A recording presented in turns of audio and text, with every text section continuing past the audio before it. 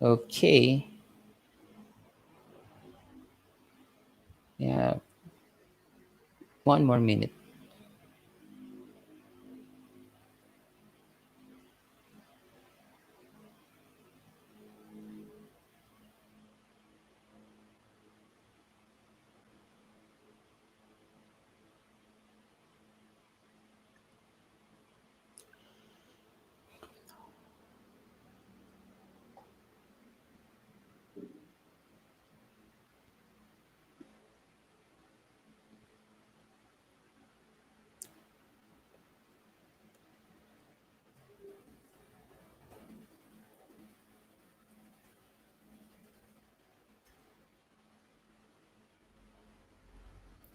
Okay. So, good evening, ladies and gentlemen. Welcome to Toma Sessions Live with me, Richie Cruz, your host. So, I hope you had a good Wednesday. It's the midweek, it's the hump week. So, here in the Philippines, the weather is kind of crazy. It's hot, then it will rain, and of course, plus the well, actually, I already lost count, and I'm not really that how do you call it, interested in trying to know the number of people that spiked with the COVID. But of course, please wear a mask, stay safe, use sanitizer, hand sanitizer, and alcohol, and avoid social distancing. Okay, so last week we had a wonderful talk with no other than Sip Smith, our Sip Smith distiller, Jared Brown. We for those who viewed or watched with us, it was a very fun and interesting interview. But today also, um, we are honored to have with us one of the actually, when you say the New York bartending scene, this guy is one of those who is part of the family. And also another thing, that because we Filipinos are now actually into bitters, okay, and of course, you guys who are watching right now know him because of the bitters. Okay. In fact, I remember when I went to his their famous bar, I gave a few pins around the Amor y Amargo. Okay. So, and it is pretty, yeah, we are lucky to have him here despite the the the the difference in time. Okay, so let's just have a brief introduction. So he's a beverage director at the New York Bitters Bar, um, Amor y Amargo, the co-host of the Speak Easy on Heritage Radio Network. Yep. Okay. By the way, yeah, you our host also has a podcast. As I recall, and he developed also a love of teaching while working on the Food Network series Good Eats, and has been featured as a cocktail expert in countless outlets, including Esquire, New York Times, New York Magazine, Time Out, BuzzFeed, and more. So his first book, I'm Just Here for the Drinks, was released in 2018. So, ladies and gentlemen, without further ado, Sother Teague. Hey Richie, how are Woo! you, buddy? Good morning, good morning. All good, all It good. is morning time. Thank That's you right. again. Thank you for gracing us. So, uh, well, as what we say, 4 hours is already fair in terms of That's sleeping. somewhat normal. Yeah, yeah. Okay, so yeah, for starters, so can you give us a background about your career background, so there, Tig, like what did you come from a hospitality course, Oh yeah, yeah. No, no courses in the beginning anyway. My dad owned a bar when I was a kid, um, on the beach in my hometown, Panama City Beach of Florida, where I grew up. So I can remember being very young and carrying beers up the stairs for quarters so that I could play the video games that were in the bar at the time. Um, But then as a young person, I went to culinary school in California, and I was a chef for 12 years until I moved to New York City, where I took a job that was supposed to be temporary behind a bar. I was supposed to do it for 6 months before getting back into the kitchen, and then I never looked back. I've been bartending ever since. So, kind of a lifelong career in hospitality, and the past 20 years of it been behind the bar. I see. Okay, so but what made you? Okay, so we were talking a while ago that you are actually more of. Are you? Do you consider yourself more of a chef in the early part of your Oh, I mean, yeah, career? yeah, but I've long eclipsed that time frame. I was in the kitchens professionally for 12 years, and now I've been on the bar professionally for 20. So I've nearly doubled that part of my life. You gotta. I think it's important to mention that I'm 50 years old, so I'm kind of a little bit ahead of the game. Okay, but what made you? What made you? Okay, hold on. We have because we have some A little feedback. guests who want to see. They were checking the link. Okay, all right. I think they just. I reminded them about the new link. All right. So going back. Sorry about that. That's okay. So when you were okay, let's go to your cooking side because like I said a while ago, this situation that we're in now is actually a learn we are unlearning some things that we didn't know we were capable of, but Right. um what's your specialty basically? Are you in the hot kitchen, the cold? So yeah, that's a good question actually. Yeah, I was a lot in the cold kitchen. I taught at the New England Culinary Institute for 2 years. I taught butchery and charcuterie, sausage making, and things like that. So that's kind of where I live in my mind anyway. I think that's my sort of go to. A lot of sort of art and craft of butchery that I think is getting as time marches on, getting more and more lost because we have these giant houses that do all the butchery, and as restaurants and grocery stores just order pieces that are already butchered, they're no longer just your local butchers. And sausage making, I think, is another lost art here in America anyway. But I think largely that's what I did. And then a lot of cold. You mentioned the cold kitchen. A lot of cold kitchen stuff. Garde manger, right? I was the type of chef who gathered all the bits and parts that all the other chefs were casting aside, and I would create things out of those items. So it also made me very frugal. It makes me pay attention to the bottom line. Right? I want to make sure that we use everything that's available, everything that's delicious, and make it into something beautiful and use it. And I feel like that's transferred into my current state of affairs, which is being behind a bar. I'm the same way. I want to use up everything that we've got so that we can squeeze squeeze the margin out of everything as hard as we can, and also just to be a good steward to the stuff that we have. Right, you want to make sure you use everything that's possible to be used. You don't want to waste anything. So okay, so how long was that culinary side of yours last for?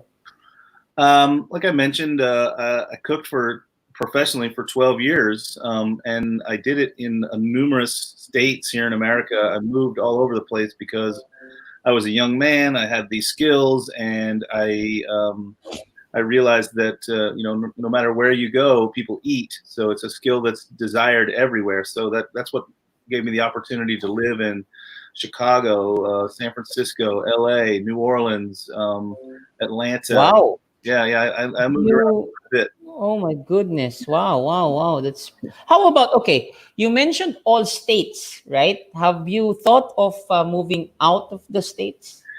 To live, I've never lived outside the states. In fact, I was a late bloomer on traveling outside of the states. I've lived in 12 states here in America since I left home when I was 17. But I only left America for travel for the first time 7 years ago. Um, but now I have the bug. Like I've been to Italy, Spain, France. I've been to Russia. I've been to New Zealand. Been to several places in the Caribbean. I've been to Scotland. I've been to England. Like I'm really in 7 years, I've packed in a lot of travel, but most of it due to work. I get these Yeah. opportunities to go to do pop ups or seminars or just visit distilleries, etc. And it's really opened to my eyes to the global stage. But I would say that America is so big; each state is almost like its own small country, and so Actually. having traveled and lived all over this country is like being all over the world as well, in a strange way. But yeah, I've never lived outside the country, but right now during COVID, I am considering it. Um, I've been looking at a beach in Portugal that's very inviting. So uh, Ah, maybe okay. somewhere, Yep, yep, maybe somewhere to go ride this thing out. yep. Okay, so after the culinary, so what made you decide to jump the bar scene, to go to the bar scene? Yeah, it wasn't necessarily conscious. I moved to New York having never even been here. I'd never visited once. I came in blind. I had no apartment, no job, no nothing, and I decided that if I could find a job at a busy enough restaurant in the front of the house, I would make tips and I could figure out New York with a flexible schedule, figure out where I wanted to live, maybe, figure out what sort of jobs I would be looking for, what kind of restaurants I would want to work in the kitchen. And I took a job. A friend of mine was the manager there, and he asked me. He said, "I don't have any room being a waiter, but would you bartend here?" And I said, "Sure, why Hmm. not?" I said, I've had my career uh, thus far was making beautiful food and putting it on a plate. I don't know why I can't make a beautiful drink and put it in a glass. It seemed to me that the skill sets lined up. So he took a chance on me. And I was supposed to do it for 6 months, and I stood behind that bar for 3 years, and I changed the entire program there because when I started there, it was a seafood restaurant, which it was very shocking to me that they had so many lemons, to put on the dishes with the seafood, and yet the bar purchased lemon juice. So I went to the chef and said, "Can you just buy me lemons and I'll squeeze them?" Which he agreed to right away. Then I started making sure that we squeezed all of our fruits, and then I reached into my own culinary pocket and I started, I asked him again if I could have room in the kitchen so I could make our own house-made grenadine, so I could make our own ginger beer, so I could make our own orgeat. Like anything that I could make, I made, and that sort of changed my perspective. But again, I think the overarching story here is that the skill sets are the same. It's all about ideation, procurement of product, processing that product into to meet your ideal, and then delivery. And delivery was the difference. In the kitchen, I would hand it off to the server who would take it out to the guest. Whereas behind the bar, you're involved in every step up to and including delivery of the product to the guest, and then you're part of their experience as well, to whatever degree they want you to be. You know, Many people want you to just drop the drink and walk away, and that's fine. Many people want you to tell them every step of the process and every item that's in the drink, right? Yeah, but that's impressive. Because normally from chef to bartender, you having that mindset that it's actually essentially the same. Yeah.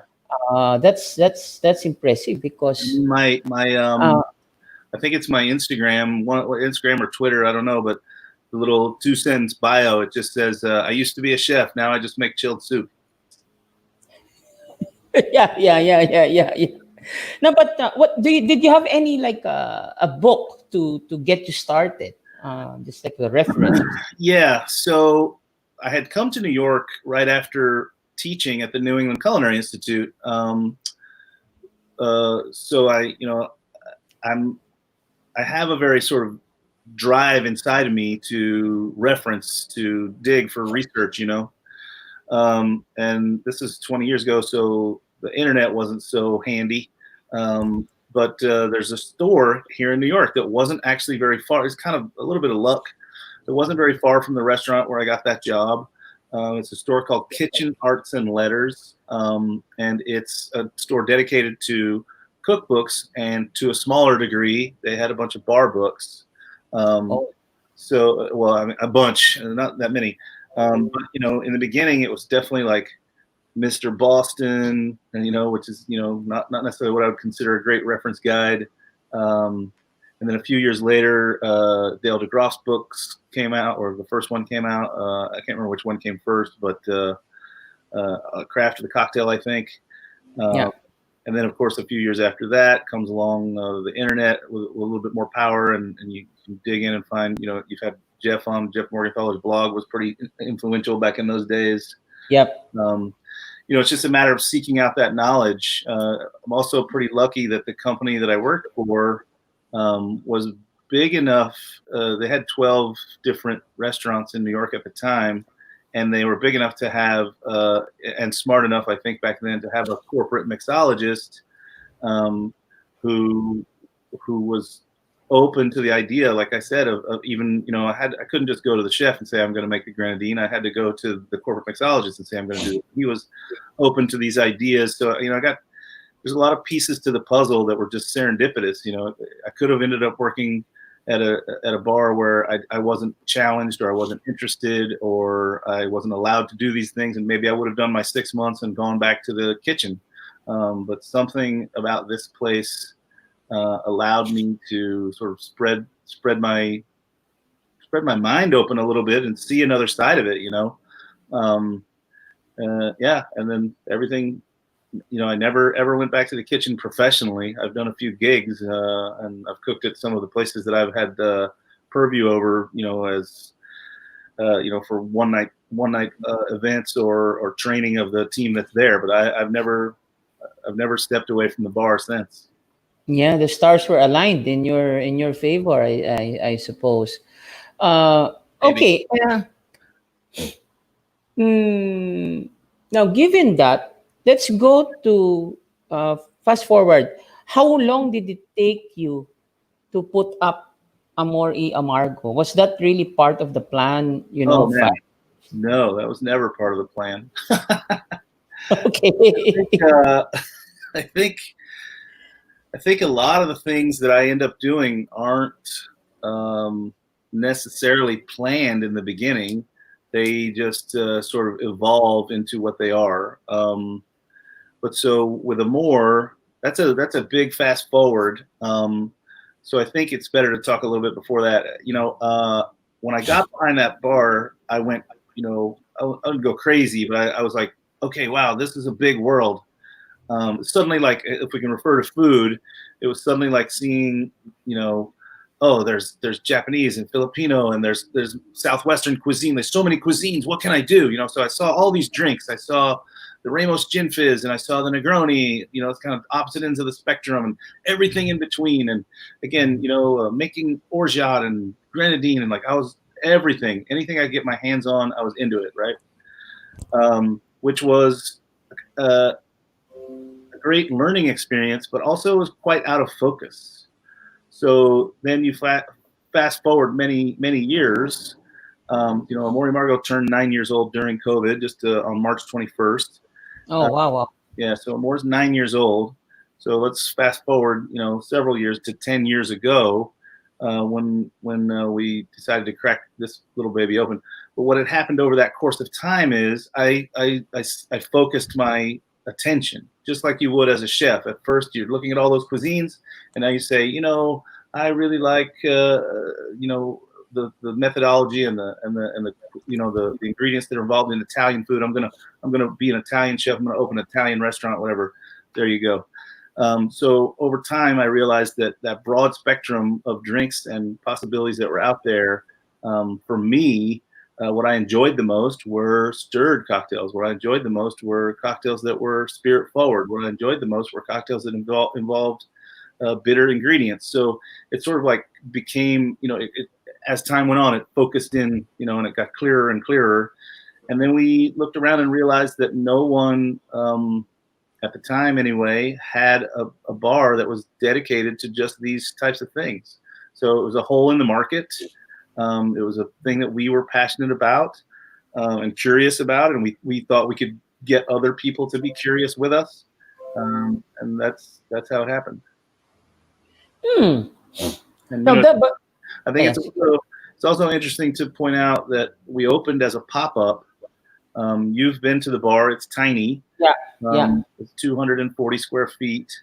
It literally was a closet. We're connected to another bar. We're right off the kitchen, and the kitchen used to use that room as dry storage.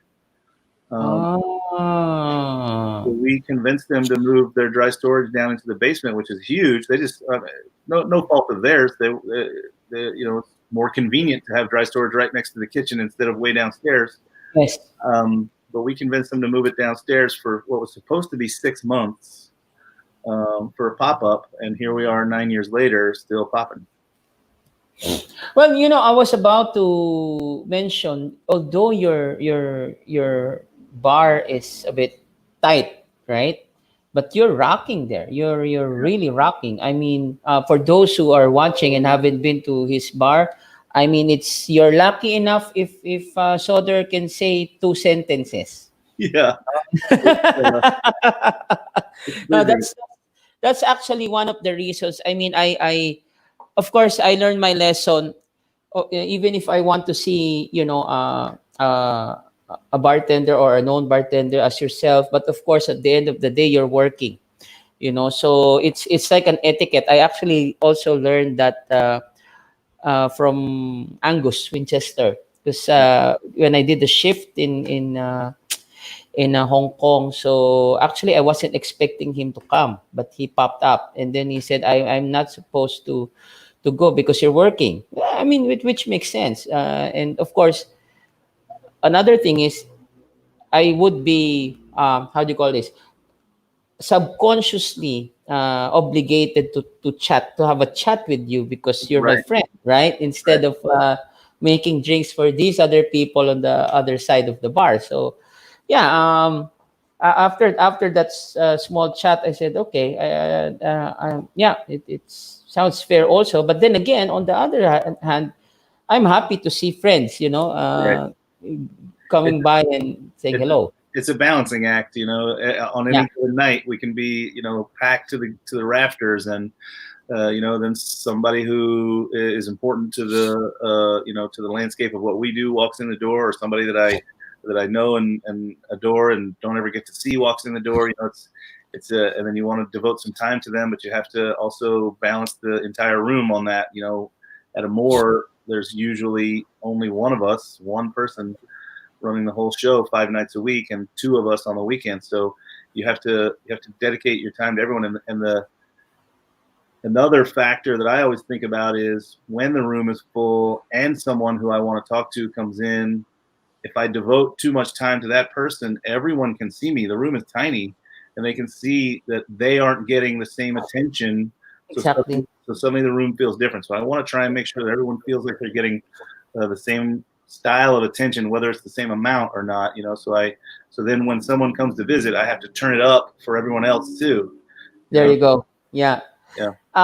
Okay, so let's go to your list, to your bar list. How often do you before pre-COVID? So how often do you change menus or We try at a more to change it 4 times a year, which is normal. I think in America, people like to do a seasonal menu.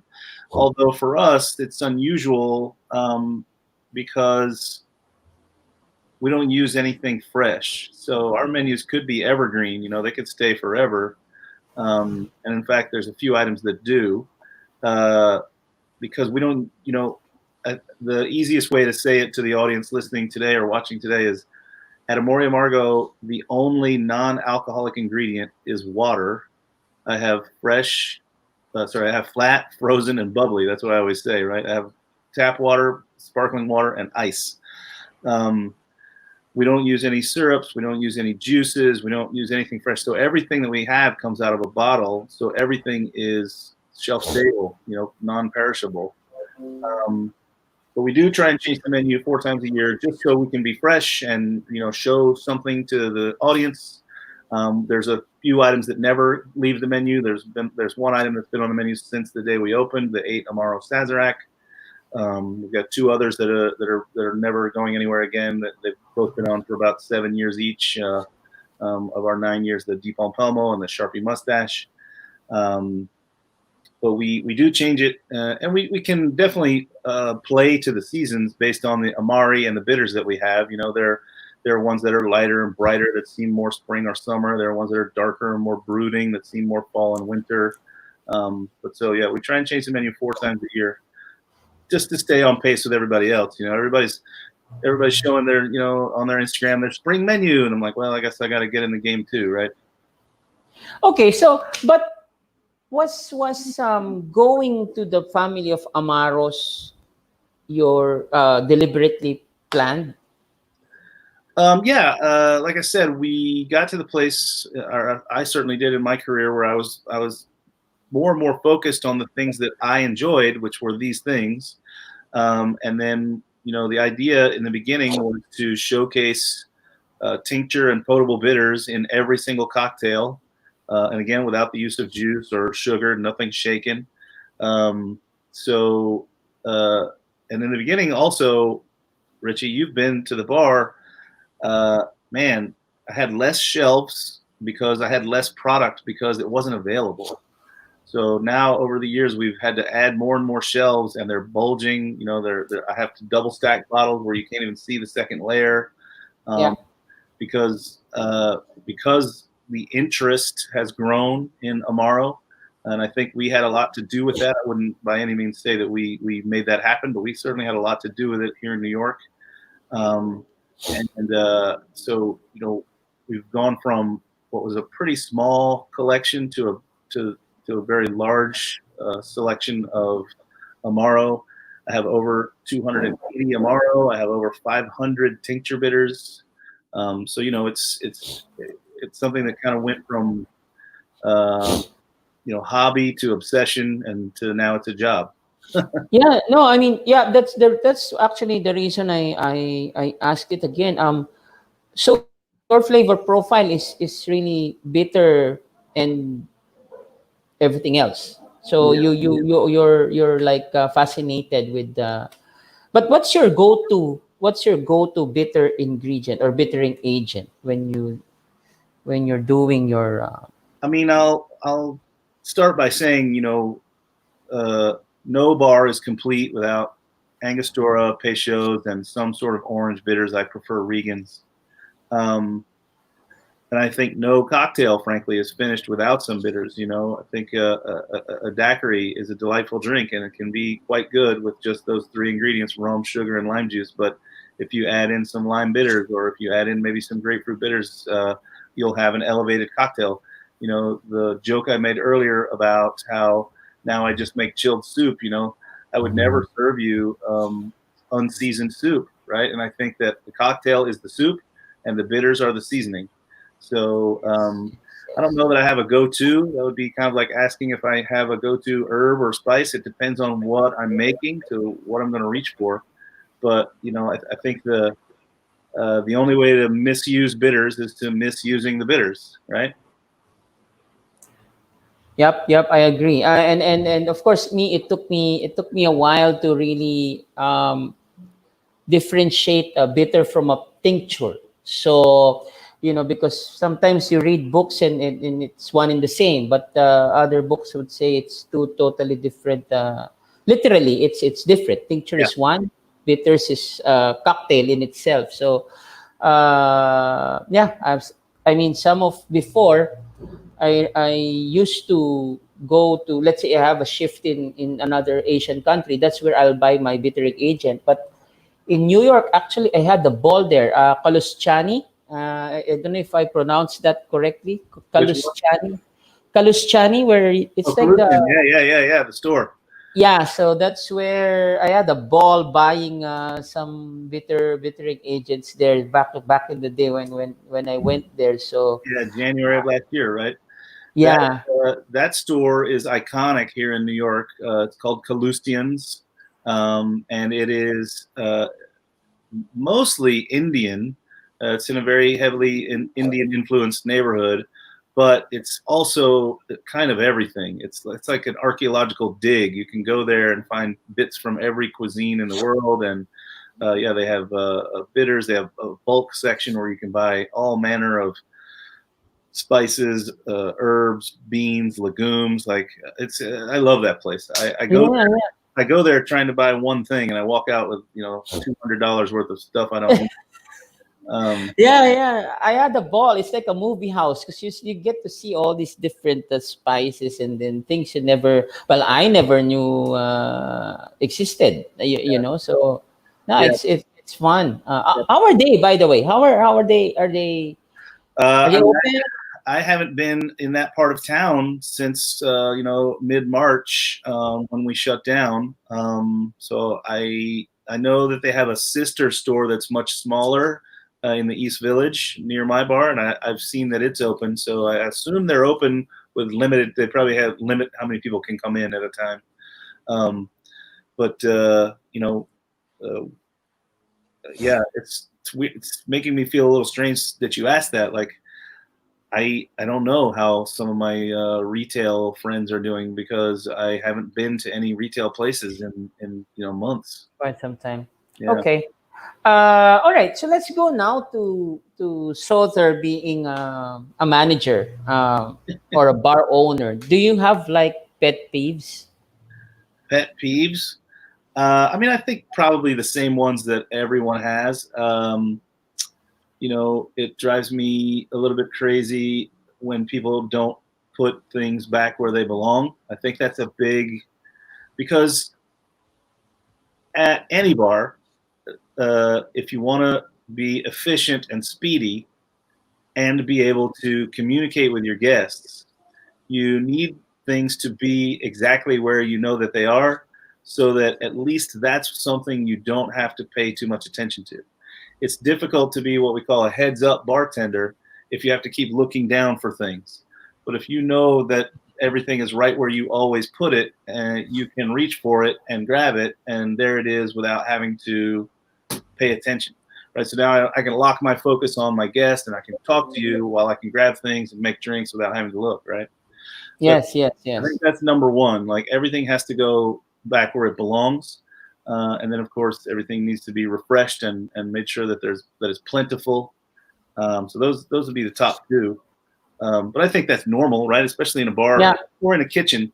It's kill it, fill it. Like if you killed it, refill it. Kind of thing. Don't leave any gaps. I don't want to. We say at Amore Margo, closing at the end of the night. Your entire goal is to make it look like it looked when you walked in. So everything has to be refreshed and cleaned and put right back where it belongs. Because when we walk in the door, we open and go. Because again, we don't have any juices to squeeze or anything like that. So we've kind of balanced it maybe backwards that a lot of bars do, which is we walk in and open, but when we stay late and refresh everything, right? We don't do front loading. We do it at the end. Nice, nice. Okay, okay. All right, let's go. Let's backtrack a little bit. What was the do you remember the first cocktail you ever made? Ever made? Oh man, I don't. Um, I did a little bit of half-assed bartending back in like 1992 when I worked in Chicago at a restaurant. There was a seafood restaurant called the Davis Street Fish Market. But Mm-hmm. we would do some off-site events, and even though I worked in the kitchen there, I would get recruited to be behind the bar at these off-site events. But those were probably just one-and-ones, highballs, gin tonics, or vodka sodas, or things like that. I do remember that at that restaurant, all the way back then, we every year we had a Mardi Gras party. So we made Sazeracs and Hurricanes and even the Ramos Gin Fizz way back then. This is Yeah, I have no idea what the first cocktail I made was. Yeah. I think the first true cocktail I ever drank um, was probably a Negroni, Mm. and that would have been in Chicago as well. Uh, trying to remember, yeah, no idea what the first one I ever made was. Okay, no, no worries. Because It's a long time normally, ago. well, because sometimes I get, well, from our previous guests also. So some of them would remember.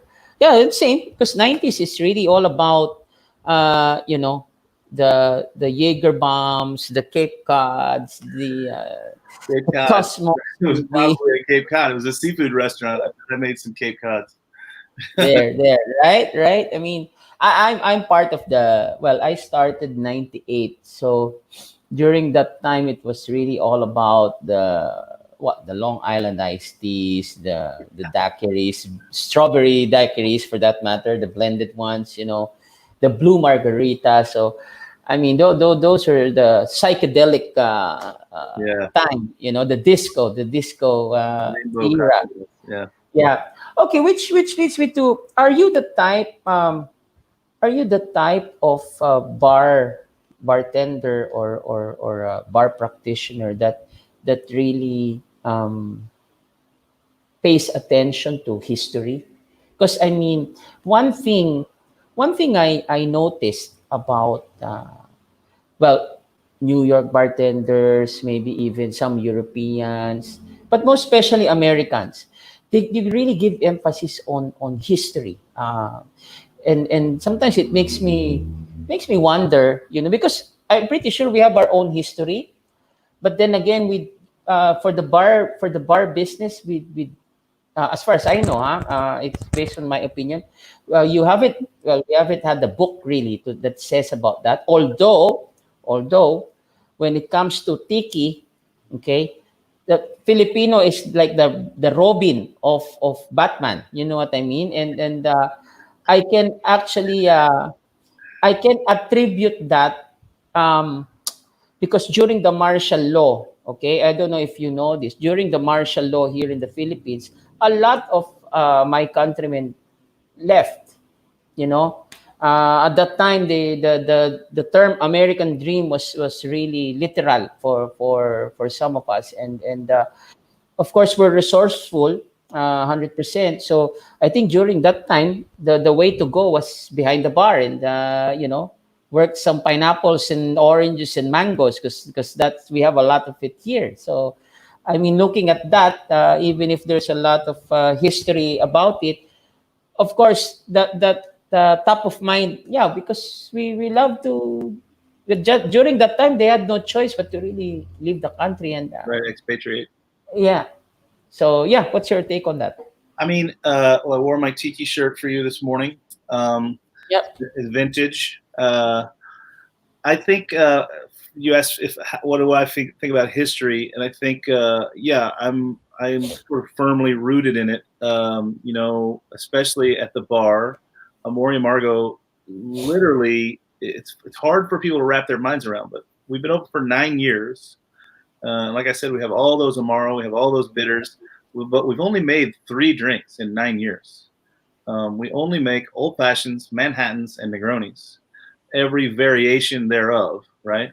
Um, but we make them, of course, the originals, the top three. We make them as classically as we can, and then the variations are still rooted in that history of original, right? But also at other bars where I work or have purview or oversee, I want to make sure that we're paying attention and paying homage to the past so that we can know better where we're going. When I taught at the culinary school, I also taught. So I taught butchery and I taught garde manger and I taught sausage making, all those things. But I also taught an elective class that was ice carving, right?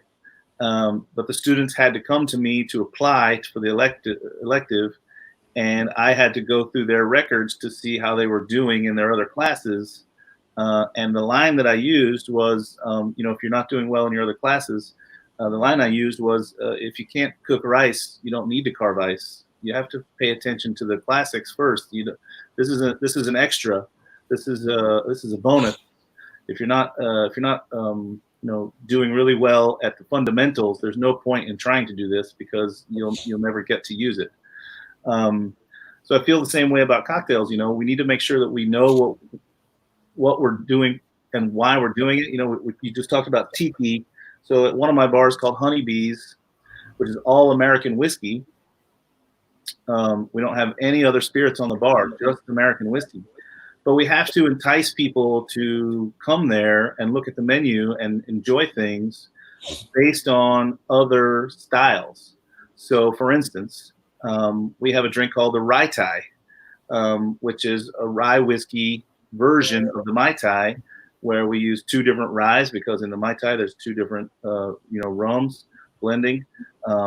We use a peanut orgeat that we make in house instead of almond because peanuts are decidedly American whiskey. Let's make this. And then the drink appeals to that set because of the foundation that we have in our knowledge of the original drink. I don't think we could have created or made that drink or had it be as successful as it is if we weren't aware of the original drink in the first place. So I think it all comes together to me that you have to know the past so that you can see the future. There's an old saying, those who don't know history are doomed to repeat it, right? Yep. So it's kind of like taking that and looking at it through a slightly different lens. I don't mind repeating it, but if we don't know it, then we can't move forward. Exactly. Yeah. I mean, that's why even if there's a lot of information with the touch of their fingertips, which is here right now, I don't jump in right away because I need to understand first the principle about it. I mean, one perfect Well, example. there's another old saying that I love, Yeah. and it's a little information is a dangerous thing. Yeah. Yes. I mean, but a perfect example is the rapid infusion, which you have. You have a video of that. I watched your video about Oh, rapid wow. infusion. From Uh, Gizmodo, that was like 7 years ago. yeah. Well, It holds up, I'm sure. top of mind, but I had to compare it. I had to watch other videos with a similar topic because you know later on, I realized when it comes to rapid infusion, there's also a thing as are you gonna put a fresh ingredient or a dried ingredient, Right. and then there's the sous vide. Sous vide came to town, it's in the kitchen, but it suddenly came to the bar a few years after, I believe. I mean, based on my recollection, and again, that's another aspect. So it's not like even if I'm here, I'm miles away. I'm like 14 to 18 hours flight from New York. Um, I stick to the basics because you're also like an advocate of the three ingredient cocktail, right? Yeah. And just plus one, plus two, or minus one, plus three, so or something like that. Then that's your final product. So in fact, do you use these techniques in some of your bars, the rapid infusion, the Uh, at the V? moment, I don't do anything with rapid infusions, but we use all kinds of techniques. Of course, everyone knows me from Amoria Margot, but I have some other spots that I work with closely. Some that I'm involved in financially, some that I'm not. But we use all sorts of techniques at all the bars. I think my being behind the bar at Amore for 9 years, people, and rightly so, people just have this vision of me stirring drinks only, and that's it. And that's fine.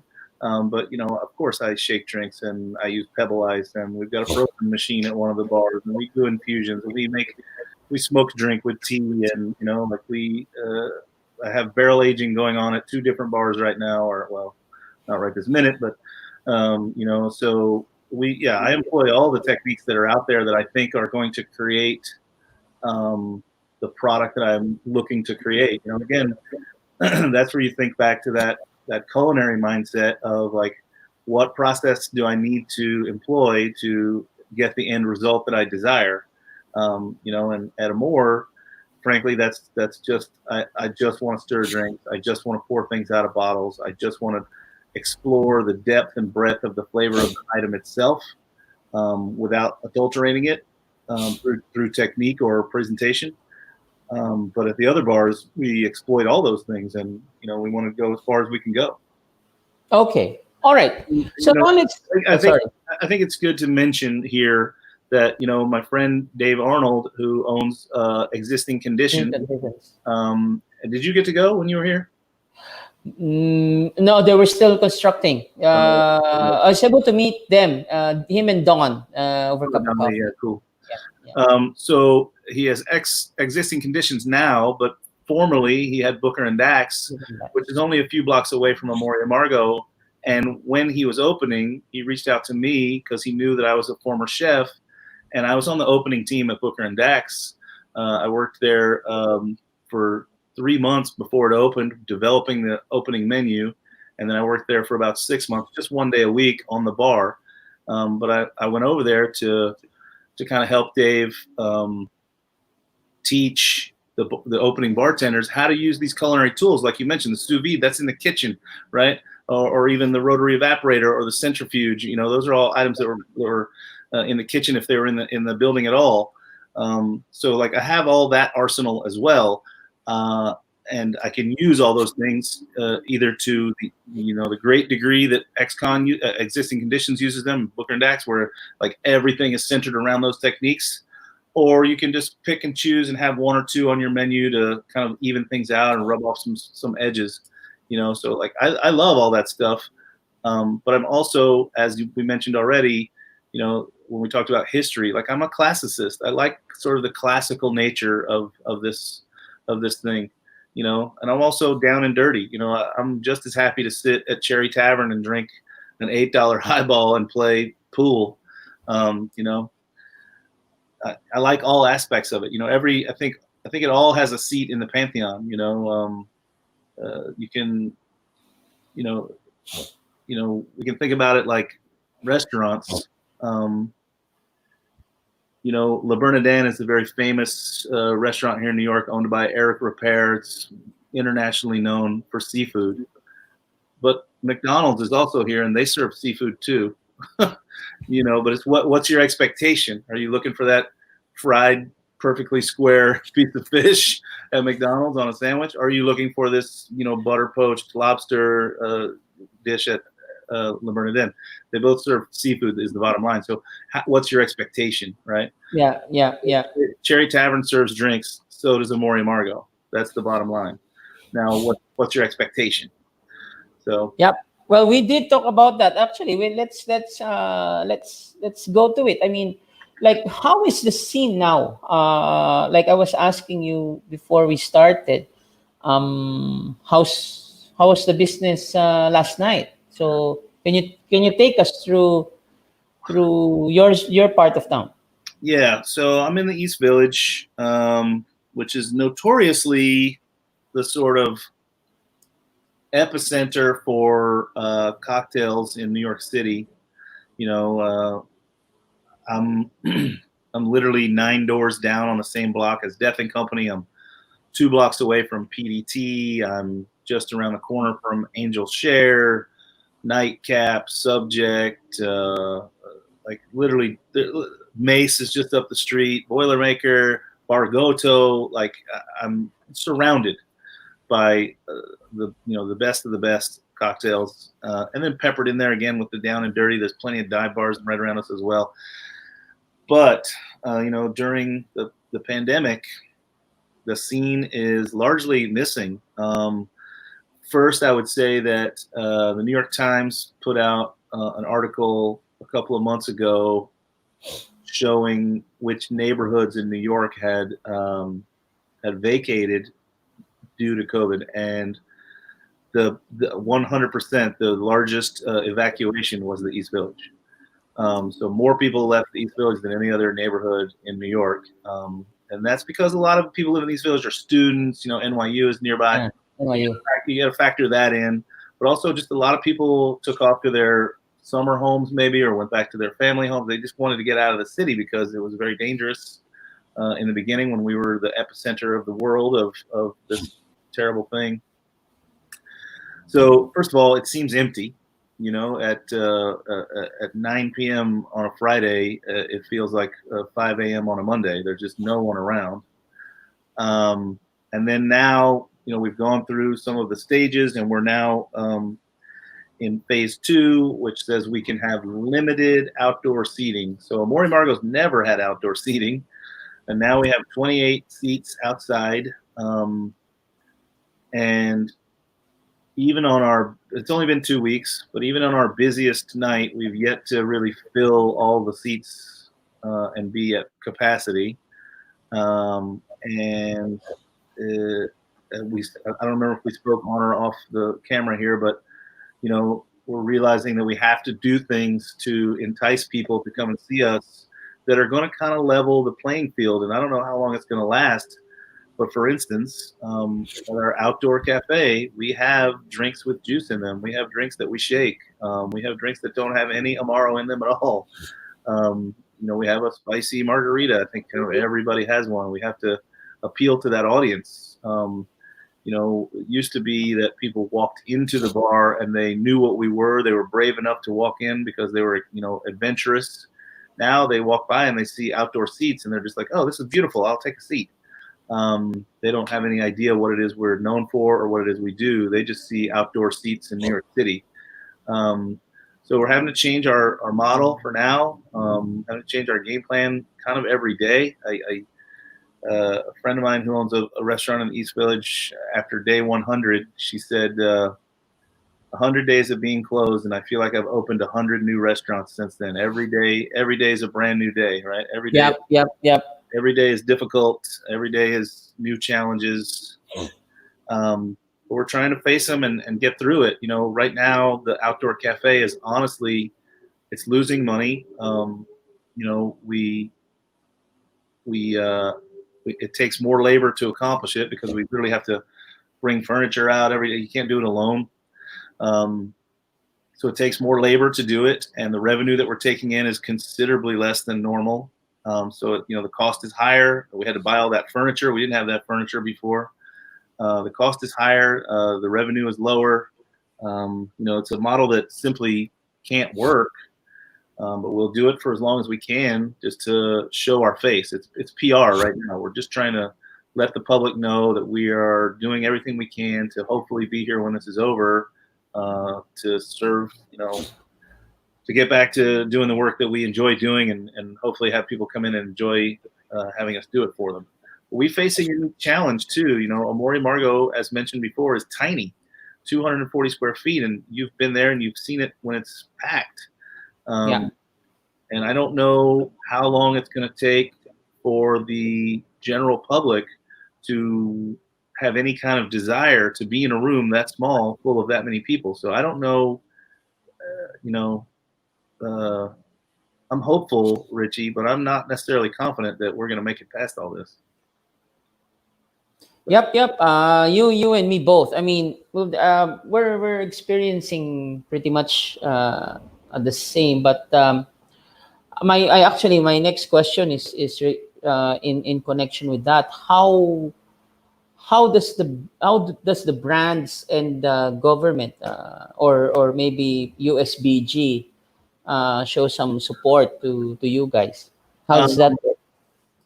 yeah, USBG is doing a lot of stuff for, I think, more individuals than businesses, and that's great. And they're an organization that you know, that has the opportunity and the ability to maybe help a lot of people, and that's good. I'm glad they're out there. The government here, man, the PPP loan has a lot of flaws that have been pointed out, I'm sure, numerous times, and maybe even on your show, but certainly all over the news. The loan can be converted to a grant, meaning you won't have to pay it back, but only if you meet these certain criteria. One of the biggest criteria is that 75% of the total loan has to be spent on payroll, so labor. Um, and there's a time limit. It's 24 weeks. You have to spend 75% on payroll. Now that might work in middle of America, larger places that have lower rents.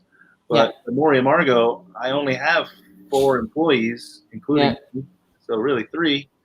And my rent is my biggest expense. That's going to throw that balance off.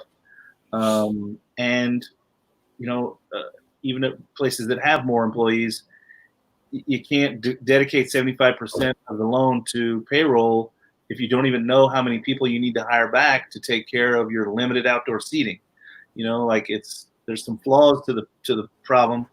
We're trying to overcome them and get new legislation drawn up as fast as we can. There's lots of organizations out there that are working diligently to change that, but as it stands, that's how it is. So some of these things, and so if you can't turn it into a grant, that means you have to pay it back, and you're taking on debt during a time when you've taken on 3 months of almost zero revenue, and now we're into this couple of weeks of very low revenue. Like, it's not stacking up. The National Restaurant Association here in America put out an article 2 weeks ago that said that they estimate that 85% of all sole proprietorships will close by January. 85, 8.5 out of 9. 8.5 out of 10 businesses that are sole proprietorships. So the landscape moving forward is looking pretty bleak.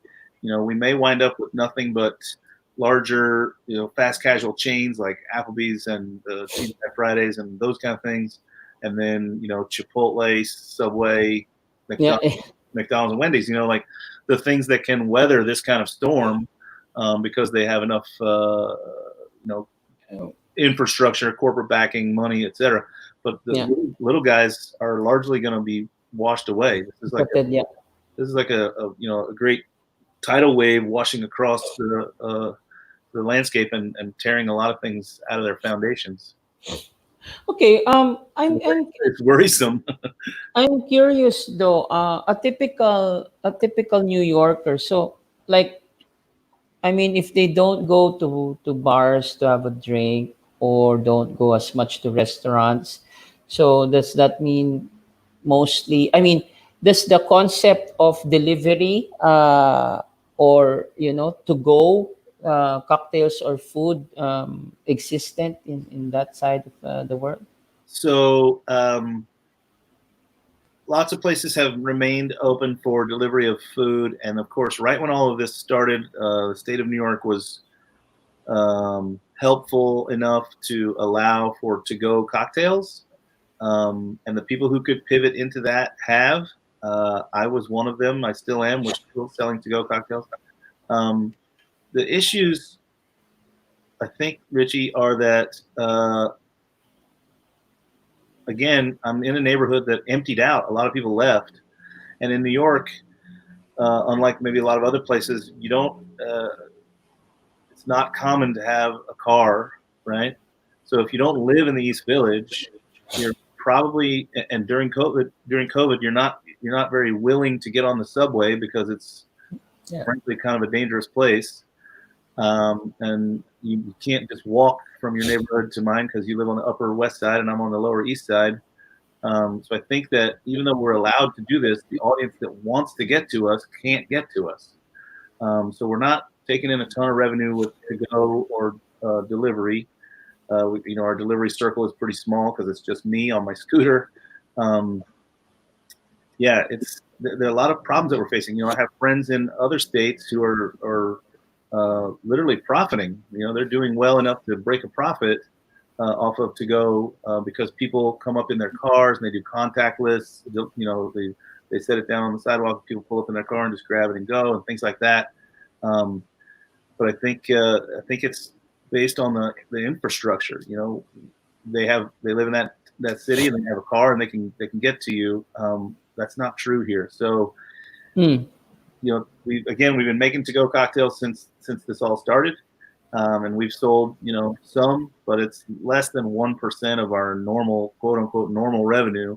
Yeah. Um, and now that we're open with the seats outside, we're still doing to go. What we're really trying to do is every single guest that we have, when they say, hey, we're done, let's have the bill. We remind them, hey, we also have to go cocktails. You can take some with you now and drink them tomorrow or the next day. They're shelf stable. Try and get that one more sale as they're leaving. Um, and it works some, but again, I think we're in a position right now where we're bailing out our ship. We've got a bucket and we're bailing out the water as fast as we can. And these, being able to seat outside and being able to sell to-go cocktails, that's another bucket. But even with two buckets, I don't think it's possible to get this thing floating. We got to get to a position where the country is healthy and we can go back to work in some sort of way that like I don't want to say normal because I think normal's gone. That's a thing of the No. past. Same. Yep. But we got to get back to work in a way that's going to be profitable. Otherwise, I mean, that's literally what business is. If we're not profitable, Yeah. we're in business.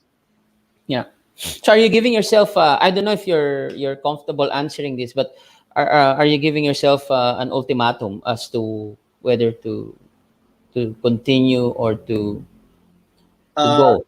Not yet, but there's only so much you can do, and there's a point where it's no return.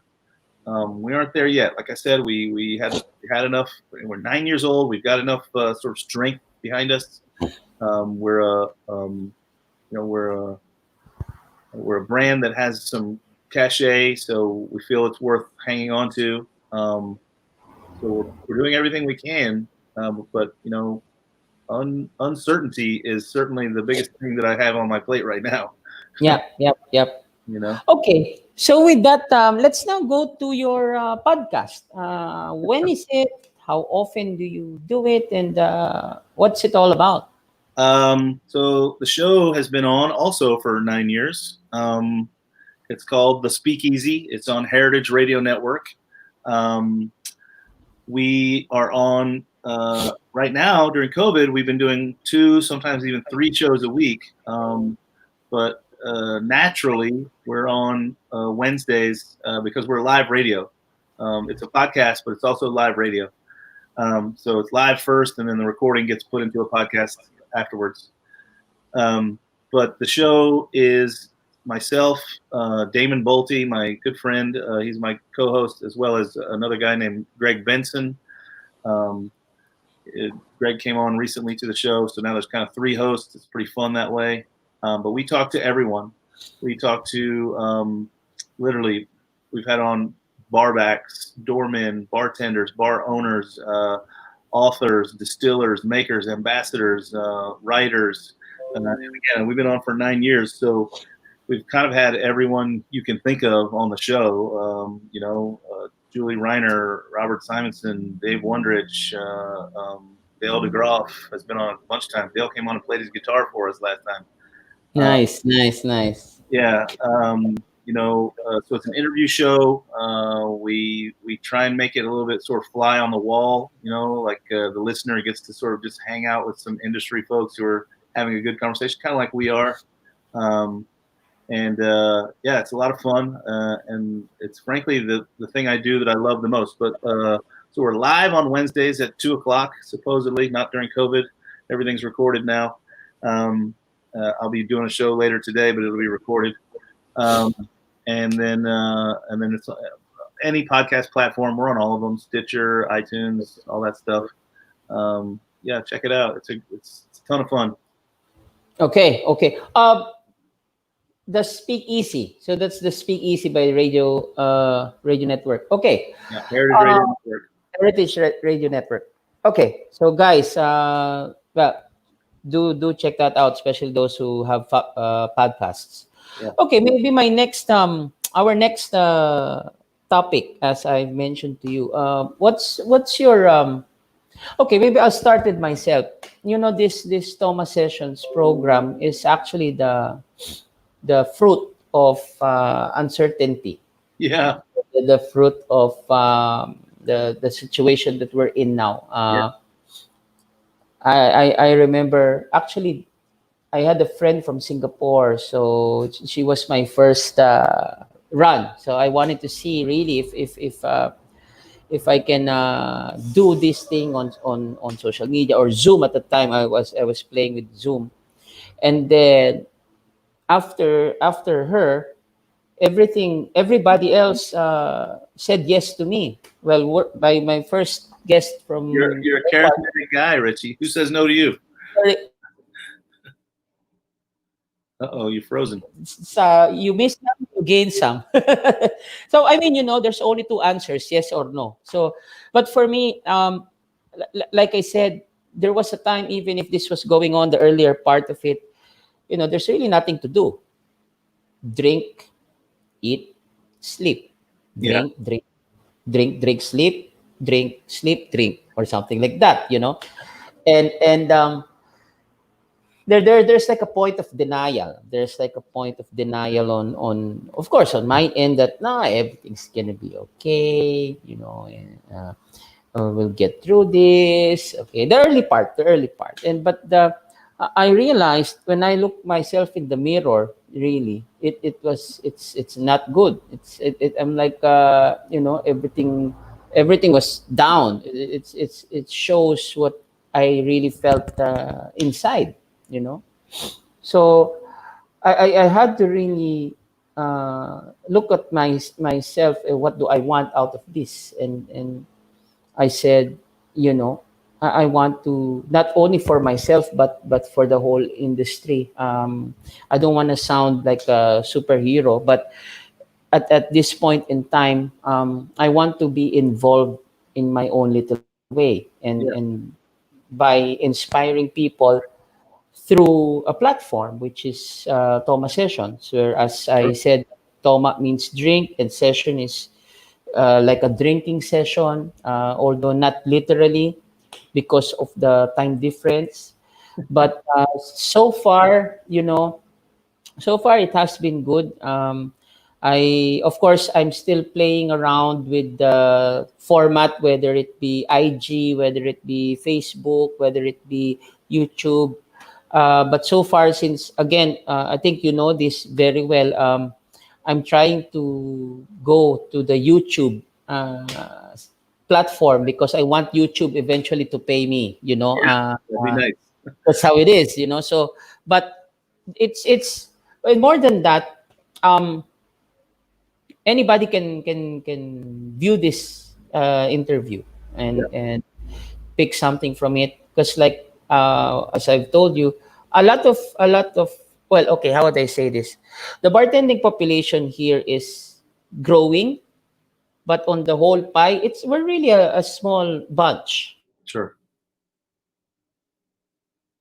with New York. Pretty much, there's still a lot of work to be done in terms of sustaining the bartenders, because like right now, in this situation, people are forced to be resourceful. It's like survival already. Hmm.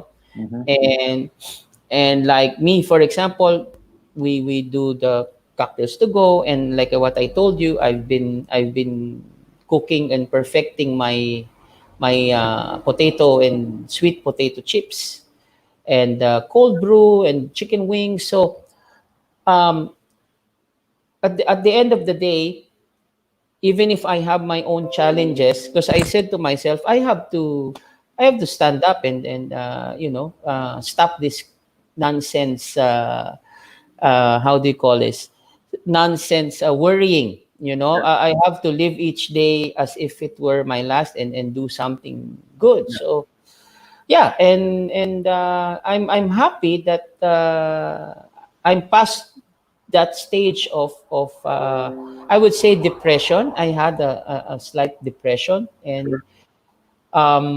that is actually one of the things that I want to ask you your take on mental health in terms of the bartending industry.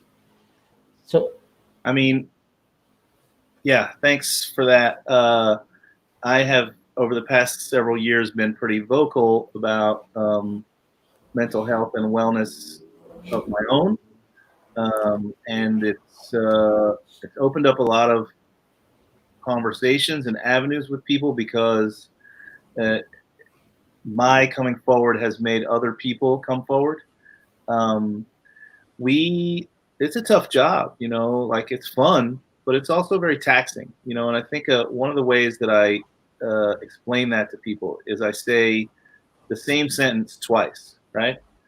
I say, I get to throw a party every night. I throw a party every night, right? So Yep. two sides to that same coin, right? It's exciting, but it's also exhausting, you know.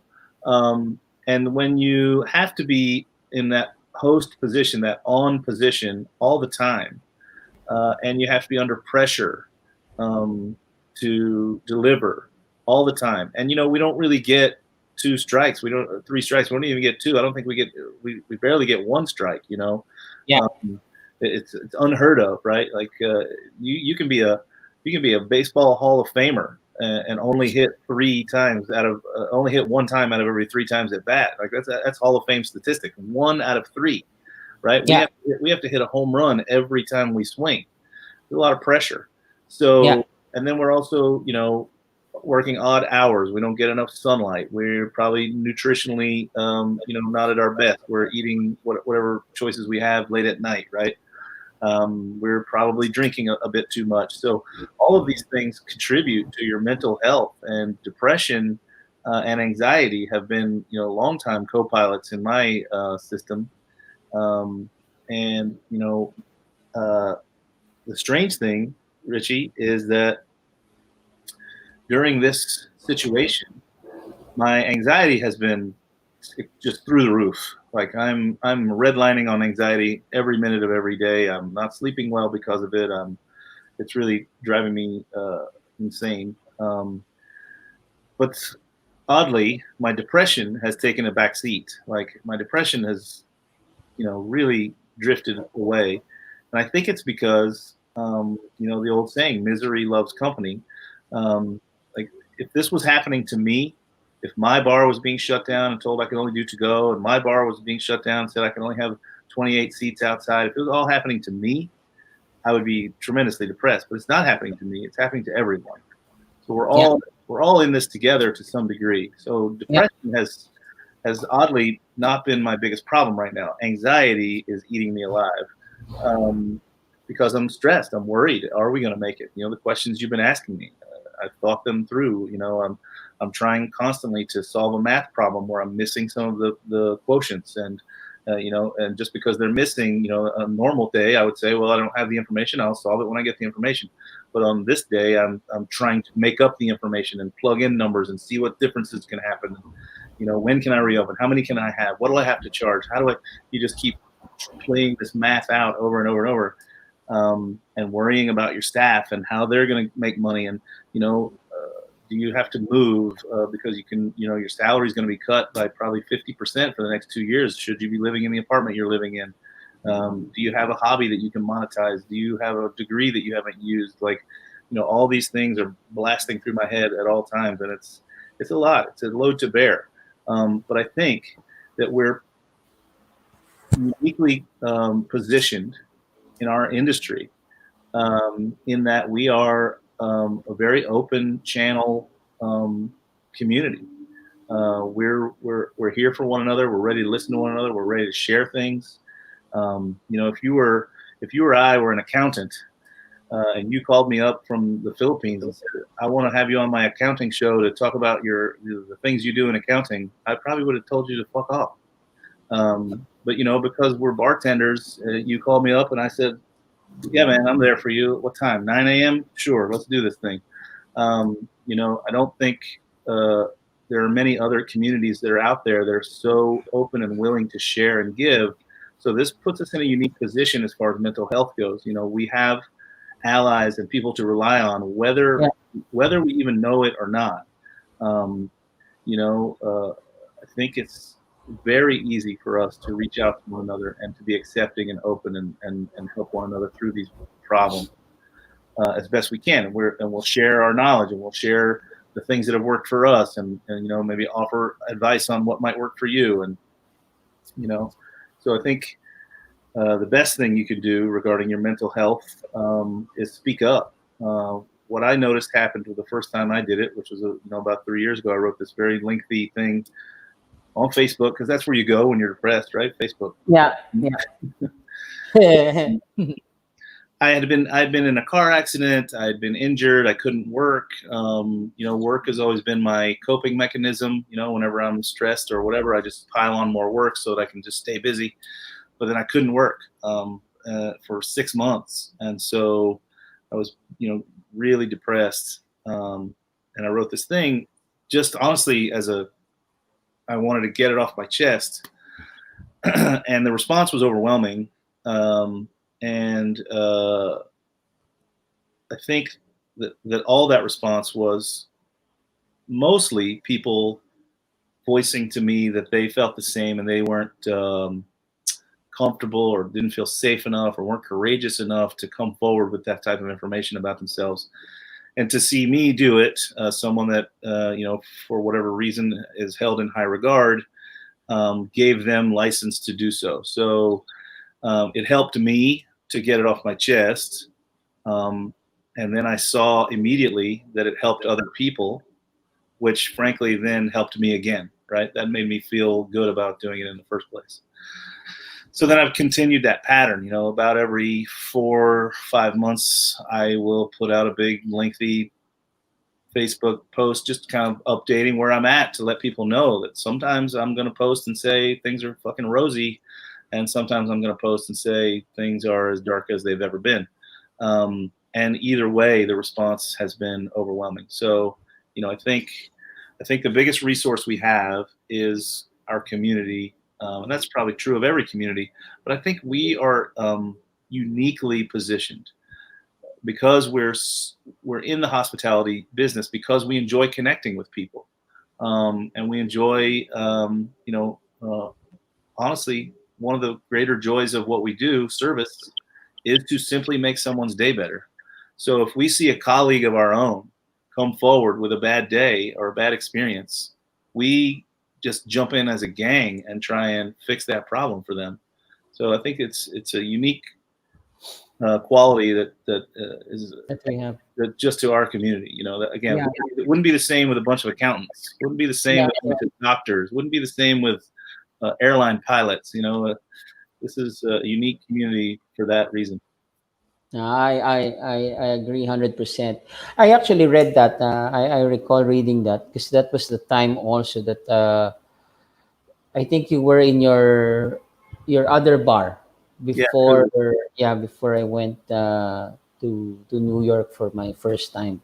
yeah, So yeah, no, I mean, I can relate. I can relate pretty much, and like I said, here we're not that open yet. Again, it's based on my opinion, because I rarely see people. Normally, if they would write on Facebook, it would be a rant or a blind item of right, sorts, yeah, and not really being I would call open or being naked in terms of their feelings right. on where they are now. So okay, maybe the last question that I would ask you. Well, let's talk about Sother, the book writer. Okay. So how okay, maybe the normal question I would ask is, um, how long does it take you to write uh, one book? So the first book is called "I'm Just Here for the Drinks," and I always say that book took me 6 months and 9 years to write, because you can I can pull up in my email an email from now 10 years ago, 11 years ago, between myself and an interviewer for an online magazine that doesn't even exist anymore. The interview that I did, and the last question of the interview is, "What's next for Sother Teague?" And I said, "I'm thinking of writing a book called 'I'm Just Here for a Drink.'" And again, that was 9 years before the book came out. But then I worked with my editor. He was a bartender. I worked with him 10 years ago, 12 years ago. And he came into Amore Margot on his birthday with his wife and a couple of people. And he was getting pretty drunk because it was his birthday. I was getting him drunk because it was his birthday. Okay. And as he left, and he's changed careers. Obviously, he's now the editor in chief of an arm of Macmillan Publishing. And so as he was leaving, I pulled off the shelf, because at Amore Margot we sell books. I pulled off the shelf a copy of Brad Thomas Parsons' book, Amaro. Yeah. And inside that book, there's a full-page picture of me standing in front of Amore Margot. So I opened to that page, and I grabbed a Sharpie, and I signed the book to Jeff and said, "Happy birthday, brother. I'm glad you came in to see me. When are we going to write a book together?" And gave it to him. He was very happy with the evening. He was drunk. So about 2 weeks later, he calls me and he says, "Were you serious about this?" And I said, I kind of was. So that process started immediately. And then, I had, again, kind of compiled all this information that I already wanted to put into a book. So we just kind of put it together. It wasn't as arduous as my next book was, or the book that I'm writing right now. The first book seemed to come really easily because I had kind of, not actively, but I was passively planning it for 9 years. Yeah. So yeah, but then I wrote a little tiny book for the holidays called Let's Get Blitzin'. It's all holiday cocktails. Okay. And now I'm working on a book called Drinks with Friends. That got paused because of COVID. We were just about to start photography right before. We were supposed to start on April 1st photography, and of course COVID started in mid-March. So yeah, everything's on hold for now. But it was a project that I'd wanted to do for a long time, and it was kind of a relief to get it done. It's sort of like pulling a thorn out of my paw. Actually, well, yeah, if you say 6 months and 9 years, me, I decided writing like maybe 12 years ago, and I still haven't really uh, proceeded to page two. So that's why I keep on asking some friends who I interview and I know who write books. So at least I don't know. I'm sure that it has to come from me, but maybe I'm looking for that push factor to get me done or get Yeah. me you Who know will push you the most, Richie, is an editor. Go ahead and find someone who wants to work this with you. Your editor is going to push you. That's how it gets done. Jeff sat me down on the first meeting, and he said, "What do you want your book to look like?" And again, I had this idea already, so I told him what I wanted it to look like. We made an outline together, and then each week, honestly, he would give me an assignment from the outline or two, and I would work on them for the week and turn them in, and he would take them and give me the next assignment, and then the day after that, he would give back the ones that I had just done with some edits or some changes that I would have to rewrite. And it just became this weekly process. And I think that's how it works. It's the longest journey begins with the first step, but it's also all about that second step and then the third step. You have to get that rhythm. And that's what your editor is going to do. He's going to give you that rhythm. Okay. Well, no, I'll take your word for it. Yeah. I've talked to a few. But I already have the bullets. I already have the concepts. In fact, Yeah. as easy as it sounds, I was planning to write a book called 50 Ways to Survive Ship Life, because I used to work on ships Yeah. once upon a time. So I'm just gonna do like a checklist on it's like a survival kit on if you wanna finish a contract, basically. So yeah, well, but thank you for that. Okay, so I think final message to our audience. What's your any inspirational message that is there? Yeah. I mean, it's tough to be inspirational right now because things are so bad, so bleak. But I would just say, um, something that I used to say to my students in culinary school, which is, plan your work your plan, and be flexible. And what that means is, get your ideas together, make them cogent and cohesive, work those ideas towards their goal, but be flexible because things can change at any time. Okay, okay. No, we also wish you the best of luck, and well, I'm here. We're here. Whenever Here. you need some to have a chat again or a Toma session. But Yeah. before we finally close, I want to teach you three words. Oh yeah. It's called tagay Tagay. hanggang Hanggang mamatay. mamatay. Yeah, so in Tagalog, oh, in English, this means drink till you die. Let me No, get but that. Let me get all that right, dude on me. tagay Tagay hanggang mamatay. hanggang mamatay. Mamatay. Okay, but there's a story here. Literally, it means drink till you die. But this one, actually, I realized I'm gonna die bartending. Because I'm in love with it, and I remember I was talking to Salvatore, and look at how long he is in the business, as Yeah, well man. as Peter Dorelli, which just Yeah, a celebrated his legend. 80th birthday, and Jared Brown. So this, I said, okay, this phrase will be my credo, no, Yeah, and I'll follow it. That's why every time we have a group of people, doing a cheers. So instead of cheers, you say tagay hanggang mamatay. tagay Because hanggang mamatay. yeah, all right, very good. Okay, so tagay hanggang mamatay, Sother. So thank you very much. It was a pleasure and an honor for you to, well, for us to have you here. And yeah, well, if we can do this another time, maybe, who knows, maybe Yeah.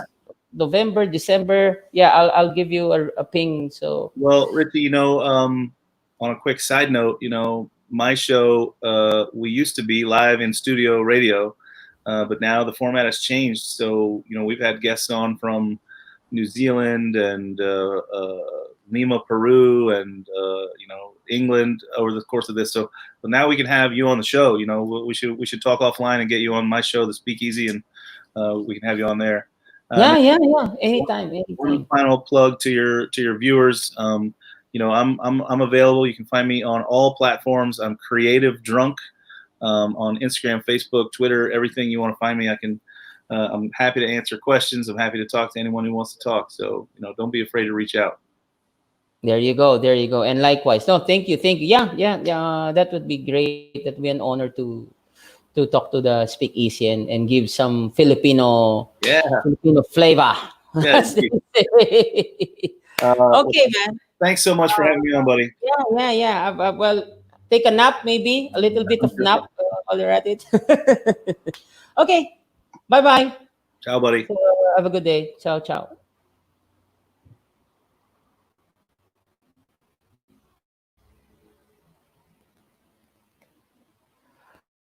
Okay, so there you have it, ladies and gentlemen. That was Sother Teague of Amar y Amargo. And thank you very much for everybody who watched. And this will be actually, well, in YouTube after we end this broadcast. But next week, please watch out for our next special guest. Um, Also, we're still trying to see the best platform that we can do this. So do watch out if we're gonna be in Instagram or back in YouTube once again. Okay. So with that, as I mentioned to Sother Tig, tagay hanggang mamatay, I love bartending. Okay. So stay safe, everyone. Wear a mask and practice social distancing.